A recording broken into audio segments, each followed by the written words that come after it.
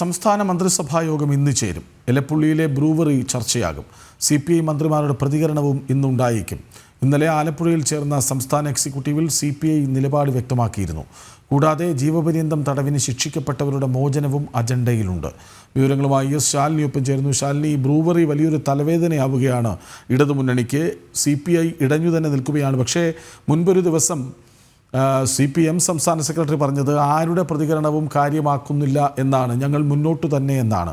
ഇതിപ്പോൾ ഈ CPMൻ്റെ കടുത്ത നിലപാടുകൾ, അനാവശ്യ വിഷയങ്ങളിലും കടുത്ത നിലപാടുകൾ CPM എടുക്കുന്നത് CPI അടക്കമുള്ള ഘടകകക്ഷികളെ വല്ലാതെ ചൊടിപ്പിക്കുന്നുണ്ടോ?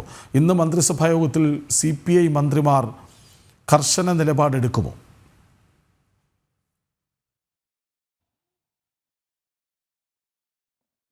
കൃഷ്ണരാജ്, അതുതന്നെയാണ് രാഷ്ട്രീയ കേരളം ഉറ്റുനോക്കുകയും ചെയ്തത്. കാരണം കഴിഞ്ഞ ദിവസം അടക്കം CPIയുടെ സംസ്ഥാന സെക്രട്ടറി കടുത്ത നിലപാട് ഇക്കാര്യത്തിൽ വ്യക്തമാക്കുന്ന ഒരു സാഹചര്യം, ഒപ്പം തന്നെ മന്ത്രിയുമായിട്ട് കൂടിക്കാഴ്ച നടത്തിയ പശ്ചാത്തലം അടക്കം നിലനിൽക്കുന്ന സാഹചര്യത്തിലാണ് ഇന്നത്തെ മന്ത്രിസഭാ യോഗം ഇക്കാര്യത്തിൽ ഒരു നിർണായകമാകാൻ പോകുന്നത്.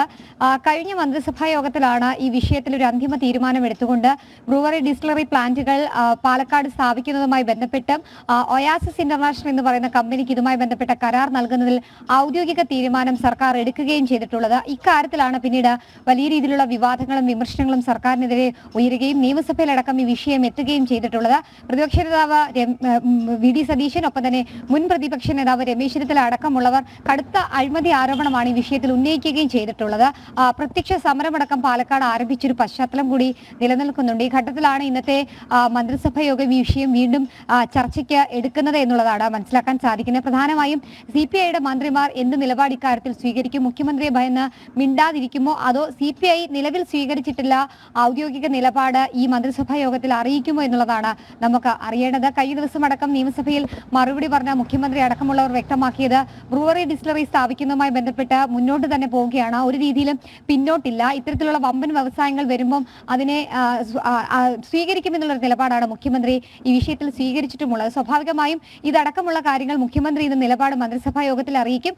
അതേ നിലപാട് തന്നെയാണോ CPIയുടെ മന്ത്രിമാർ സ്വീകരിക്കുക, അതോ CPIയുടെ സംസ്ഥാന സെക്രട്ടറി അടക്കമുള്ളവർ കഴിഞ്ഞ ദിവസം സ്വീകരിച്ചതും ആലപ്പുഴ എക്സിക്യൂട്ടീവ് അടക്കം സ്വീകരിച്ച, ജില്ലാ എക്സിക്യൂട്ടീവ് അടക്കം സ്വീകരിച്ച സമാന നിലപാടായിരിക്കുമോ സ്വീകരിക്കുക എന്നുള്ളതാണ് നമുക്കിനി കണ്ടറിയേണ്ടത്. ഒപ്പം തന്നെ ഈ സംസ്ഥാനത്ത് വിവിധ രാഷ്ട്രീയ കൊലപാതകങ്ങൾ, ഒപ്പം തന്നെ വിവിധ ശിക്ഷകളിൽ പെട്ട് ജയിലുകളിൽ കഴിയുന്ന, ജീവപര്യന്തം ശിക്ഷ വിധിക്കപ്പെട്ട് കഴിയുന്ന ജയിൽ കുറ്റവാളികളുടെ ജീവപര്യന്തം അടക്കം ഒഴിവാക്കുകയും ഇവരെ പുറത്തിറക്കുന്നതുമായി ബന്ധപ്പെട്ട ചില സുപ്രധാന നിർണായക തീരുമാനങ്ങളും ഒരുപക്ഷെ ഇന്നത്തെ മന്ത്രിസഭാ യോഗത്തിൽ വരാനിരിക്കുന്ന സാഹചര്യമുണ്ട്.